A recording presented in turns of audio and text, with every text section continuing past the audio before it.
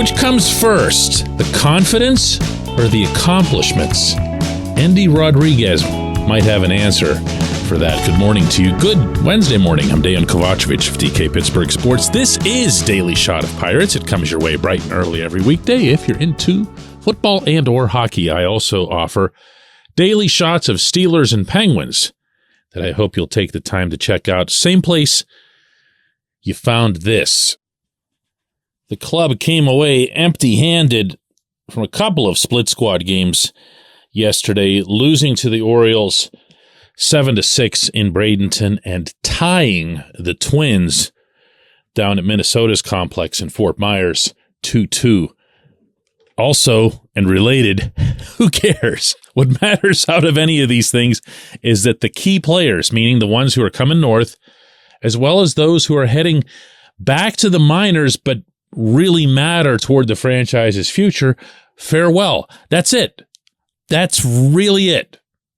And in Endy Rodriguez's case, everything that he achieves, whether it's in Altoona, Indianapolis, eventually Pittsburgh, it feels like a foregone conclusion. Not just for those of us who see him on a fairly regular basis, but for him. This is an exuberant as well as confident young man. He has a joy about him that's difficult to describe, but you're going to have to trust me that if you were around the kid for, 90 seconds or so, you'd see what I mean. The energy, the smile is infectious. I know you hear that term a lot in sports writing land, and you can get to the point where you kind of roll your eyes at it. This kid is all of that, but then multiply it many times over. He's different. And unlike, say, in the case of Cole Tucker, and not to be mean here, I love the kid, speaking of all the right things, his talent, Rodriguez's talent, I believe, is the chicken before the egg, or the egg before the chicken, depending on which of those theorems you happen to subscribe to. He knows he's good, and he knows he's going to continue to be good at every level, because there's yet to be a challenge in this young man's career, and he's only 22 years old, that he hasn't just blown away. Not checked the box, not he's now gotten a little bit better at hitting change-ups or this and that on the way up the ladder. He blows these things away. He shows up like with a flamethrower, just leveling everything in sight to the ground. That's how he got to be the team's own, meaning internally selected, minor league player of the year in 2022. But I always feel this is more significant. Externally, the analysts that come in and look at the numbers and do all the comparison points and everything else, he rocketed to the top of this team's prospect lists, meaning Baseball America picks the Pirates top 10, MLB Pipeline picks the Pirates top 10. They all have different versions, top 20, top 30, whatever else it is. Pew, just like that to number one. And that's in a system that's got a really high, an unusually high number of number one overall, number two overall, number four overall, like Termon Johnson from last year, draft picks. And he just rocketed past them. And this was someone who, you might recall, was acquired as part of that David Bednar trade, the three-team trade involving the Padres and the Mets. And he was the piece that came from the Mets, and nobody even really talked about him. And all he's done is perform very, very well behind the plate, perform very well everywhere that he's been put in the field, just in case the catching thing ends up not being optimal for the organization or even for the player. And he's been unbelievable at the plate. One of the premier offensive performers in the minors, anybody's minors, last year. And then he comes into this spring, and he does so having been informed, whether it was directly or indirectly, but Derek Shelton told reporters in San Diego at the winter meetings back in December that neither Endy nor Henry Davis, the other top catching prospect, were going to make the team. Just flat out stated it. I thought that was a little odd, but maybe it was just to keep it from becoming a constant issue, as the Pirates certainly had to know it would be, because they knew, just like he knew, that he'd show up in Bradenton and hit. And he did. Before being reassigned to minor league camp, which happened after the split squad games, Endy went 2 for 2 in his game, and he ended up his Grapefruit League season going 7 for 17 with 3 doubles. That's a .412 batting average, a 1,000 OPS. And he's actually capable of way more than that. The power was there. It always is with him. All of this is. He had 3 doubles. There's just something about him. We talk way too much in all sports about can't miss this, can't miss that.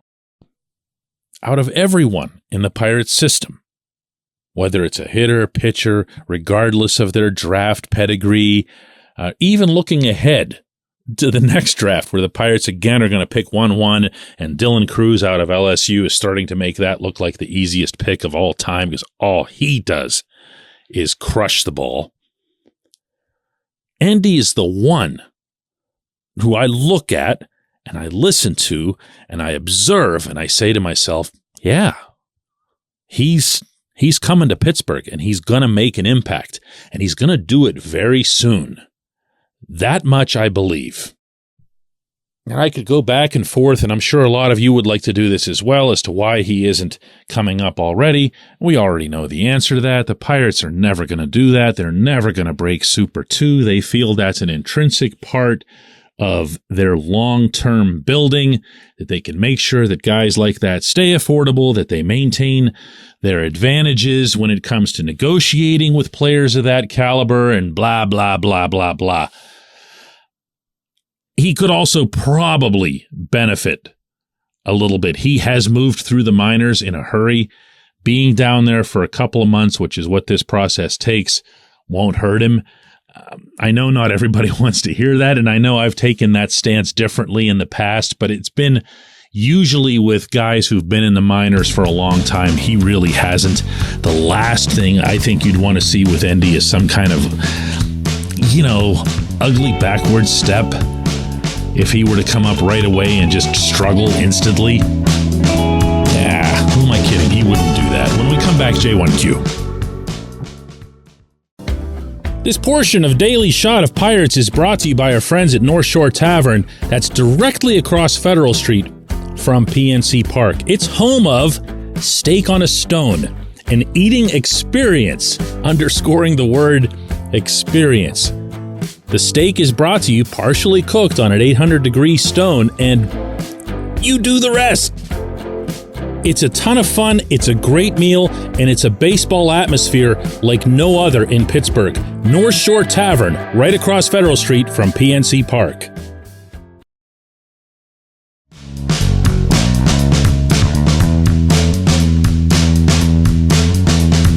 Today's J1Q comes from Christopher, who says, I expect O'Neill Cruz to hit 30 to 35 homers. I'd love to see him cut down the strikeouts. And yes, hit for average. How does his defense look, though? Well, he is who he is at the shortstop position. And I believe that over the course of time, that Pittsburgh fans will come to appreciate Cruz's defense maybe more than people will on the outside. And I say that not only because of the unicorn effect. As soon as he runs onto a major league infield, especially the middle infield, you're going to see, hear, and read constantly from the outside. Whoa, look at that. And every time he does something, whether it's good or it's bad, it's going to be associated with that unicorn component. Know what I mean? Every error is going to have something to do with the fact that he's 6'7", even if it doesn't. Whereas I feel like people who watch this team regularly and who watch this player regularly will come to understand two things. One, there are legit challenges toward becoming efficient when you have that size. That's not something that he runs from. That's not something that the Pirates instructors run from. So when you see him do that awkward shuffle step or that hesitation before throwing the ball up into the stands, you got to understand that, some 5'8" dude isn't going to have that issue.